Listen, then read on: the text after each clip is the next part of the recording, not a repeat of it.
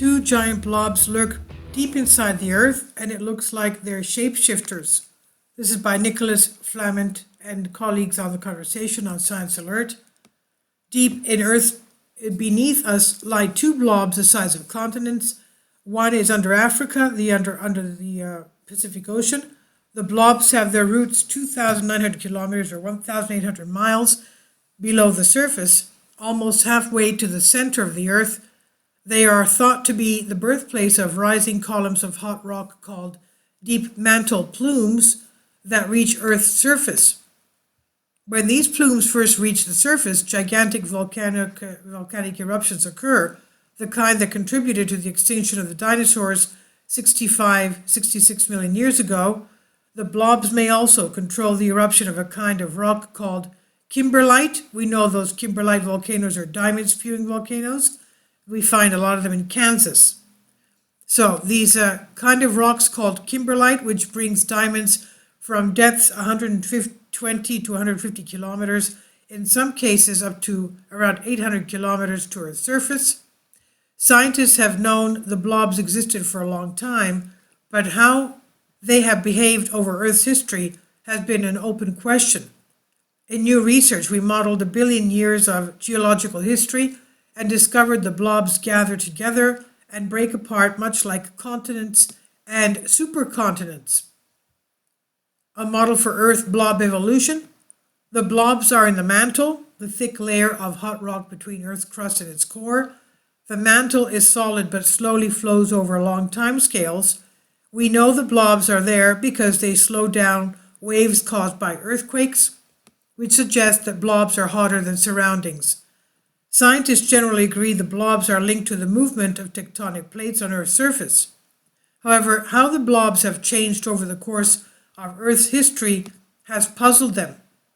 One school of thought has been that the present blobs have acted as anchors, locked in place for hundreds of millions of years, while other rock moves around them. However, we know tectonic plates and mantle plumes move over time, and the research suggests that these shapes of the blobs is changing. Our new research shows that Earth's blobs have changed shape and location far more than previously thought.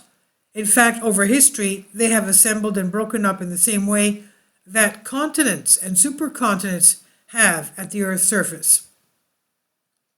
We used Australia's national computational infrastructure to run advanced computer simulations of how Earth's mantle has flowed over 1 billion years. These models are based on reconstructing the movements of tectonic plates. While plates push into one another, the ocean floor is pushed down between them in a process known as subduction. The cold rock from the ocean floor sinks deeper and deeper into the mantle, and once it reaches the depth of about 2,000 kilometers, it pushes the hot blobs aside.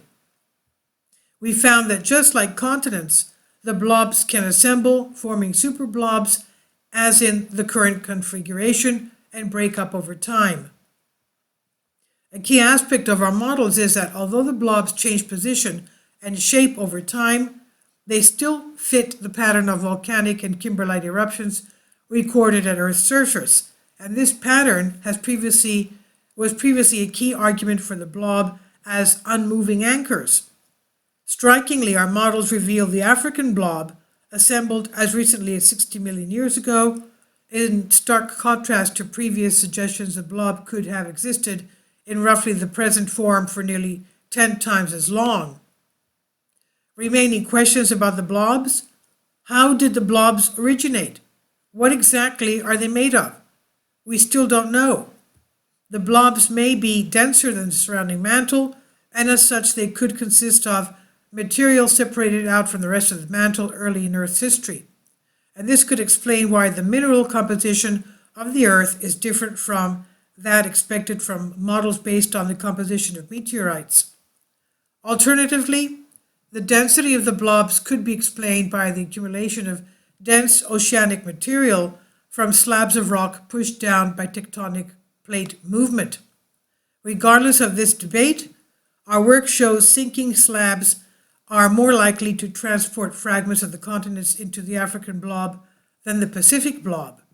Interestingly, this result is consistent with recent work suggesting the source of mantle plumes arising from the African blob contains continental material, whereas plumes rising from the Pacific blob do not. Tracking the blobs to find minerals and diamonds. While our work addressed fundamental questions about evolution of our planet, it also has practical applications. Our models provide a framework to more accurately target the location of minerals associated with mantle upwelling. This includes diamonds brought up to the surface by kimberlites that seem to be associated with the blobs. Kimberlites are volcanoes, as we know, the diamond spewing volcanoes.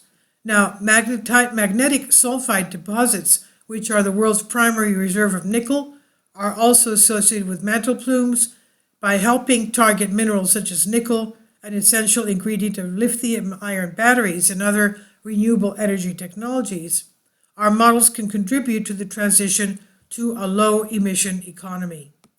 And this is by Nicolas Flament, Senior Lecturer, Washington of University of Wollongong, Andrew Meredith, Research Fellow, University of Leeds, Omer Bodur, Postdoctoral Research Fellow, University of Wollongong, and Simon Williams, Research Fellow, Northwest University, Chiang. It's from the conversation published under Creative Commons. It's on Science Alert. Please leave your comments and thank you for your support.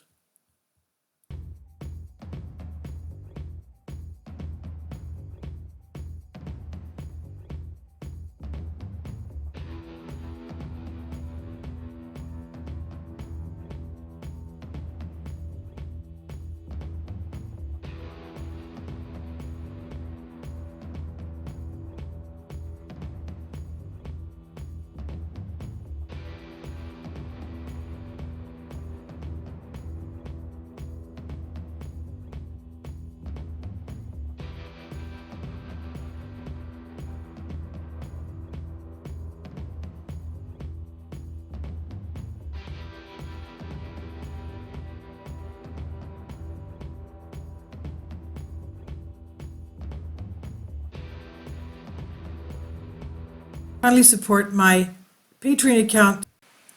The daily posts are 5 videos daily, and they are totally different from what I have on my YouTube channel. Thank you so much for your support and that you find all my content so interesting. You'll find the Patreon account details in the description box below.